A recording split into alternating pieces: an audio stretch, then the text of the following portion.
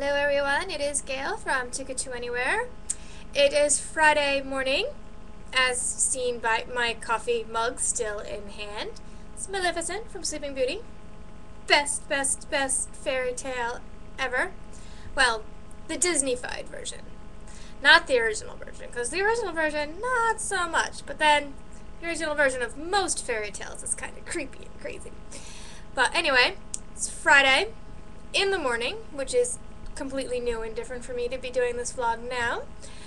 And Fridays mean it's Friday Fragment Day. Sorry, I just really need my coffee. And on Friday Fragment Day, I read a small snippet of the book I am reading, or a favorite book, one that I finished reading, one that I'm going to be reading. It's all very changeable. This meme is hosted by James over at booksheetclub.blogspot.com. He posts a Mr. Linky once a month, but I do Friday Fragment like every Friday because I don't know why, but I do. And here I am once again. My current read is this one. I don't know if you can see the cover very well because it is on the little black and white screen, but it's Haven by Christy Cook. If you've been following me on Twitter, you kind of know what it is, but for those of you who don't, it's pretty much Twilight in a boarding school with a couple of psychic people who aren't really very good at being psychics, from what I've seen, with a little bit of Buffy the Vampire Slayer mixed in, and yeah. It's one of those books that I become stubbornly determined to finish, and I have no idea why. Probably should give it up, but at this point I only have like 50 pages left, so might as well just see how it ends, if it ends. I'm just not sure. There's like no real plot. Well, I don't know, there's more plot than Twilight, so yay, more plot. But anyway, since I'm not enjoying it super much, and there really isn't much to like really read to give like a good idea for a fragment, I'm going to read my recent read, if I can call it up. It's early, so my brain isn't really here. Let's see. My next book is going to be this one. While I wait for that one to kind of come up. Well, it's up, but it's Silver Phoenix by Cindy Pong. Posy Sessions on Twitter said that if I finish it by Sunday, she'll give me $5. Not sure if she's joking or not, but I saved the tweet, so I might hold her to it if I can finish by Sunday. I said yes, totally, I would do it, and then I realized afterwards, when my mom called, that I have like a family thing all day on Saturday. So it might not be as easy as I thought it was going to be, but we will see. But isn't that a gorgeous, beautiful cover? I just had to show this one off, which is why I picked it up. But, yeah. I was going to pull a fragment from this one, but I don't want to pull out anything accidentally that will spoil you or me. And so, yeah. In the beginning, there was no really short thing that like super grabbed me saying, I must read this to everybody. So maybe next week I will read something from this book, because then I should be done with it, because it'll be after Sunday. So the one I am going to read to you, I just have to get to the very beginning of it, is 11 Scandals to Start to Win a Duke's Heart. It's quite the mouthful of a title. And shoot, I thought I had the other ones here. Hold on.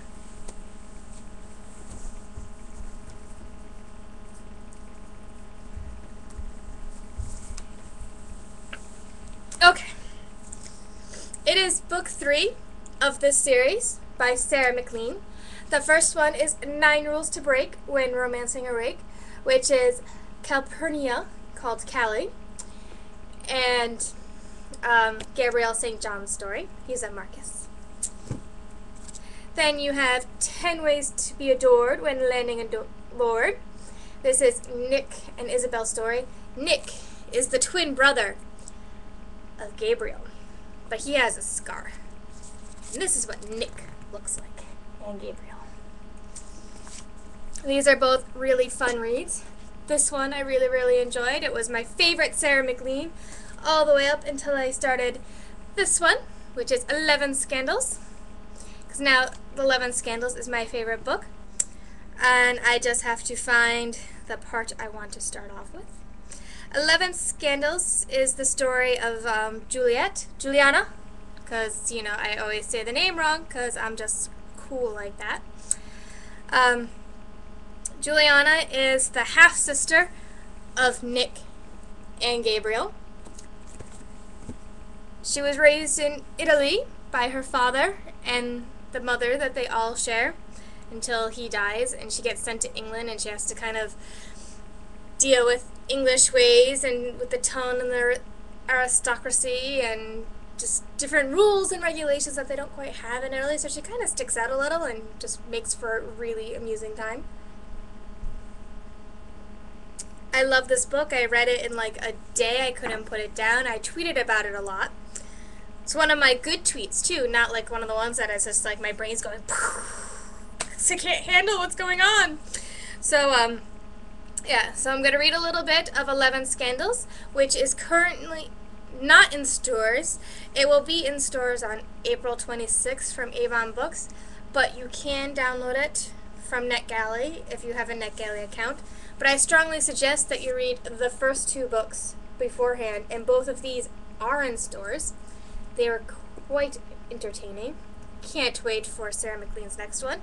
Though she still should go back to the YA world and finish up, you know, the friends and the brothers, and Freddie. Freddie needs a story. Okay. But moving on, because now I've been babbling on for like 7 minutes and I haven't read a single thing. Okay. So this is from chapter 1. In retrospect, there were 4 actions that Miss Juliana Fiore should have reconsidered that evening.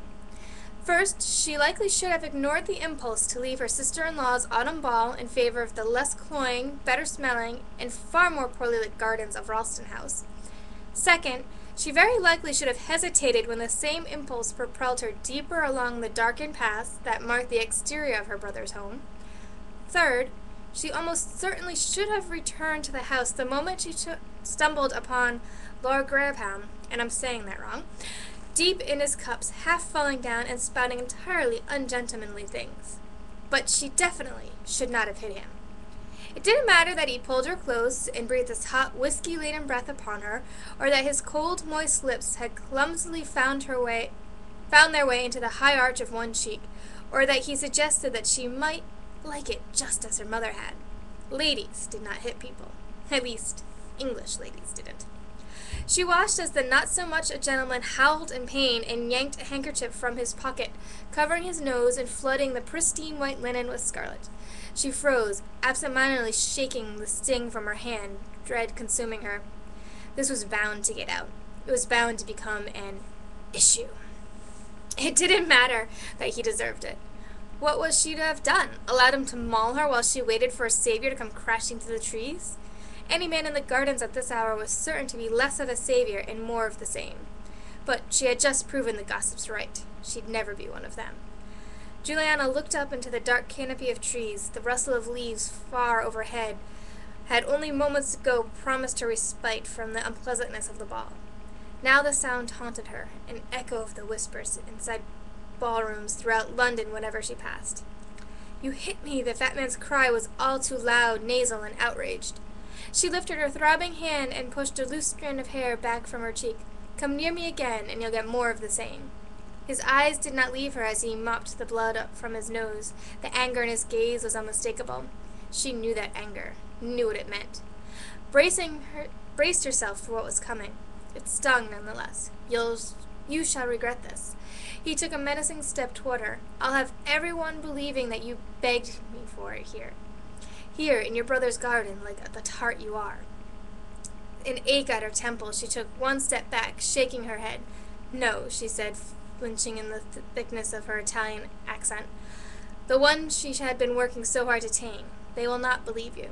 The words sounded hollow even to her. Of course they would believe him.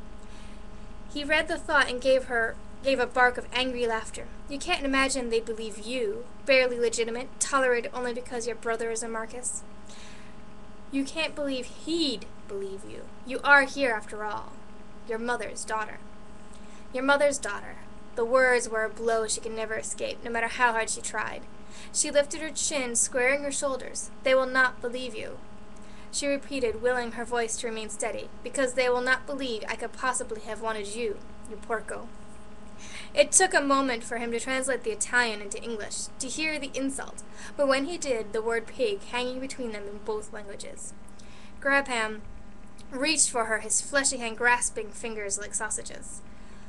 He was shorter than she was, but he made up for it in brute strength. He grabbed one wrist, fingers digging deep, promising to bruise, and Juliana attempted to wrench herself from her grip, her skin twisting and burning. She hissed her pain and acted on instinct, thanking her maker that she learned to fight from the boys in the Veronese riverfront.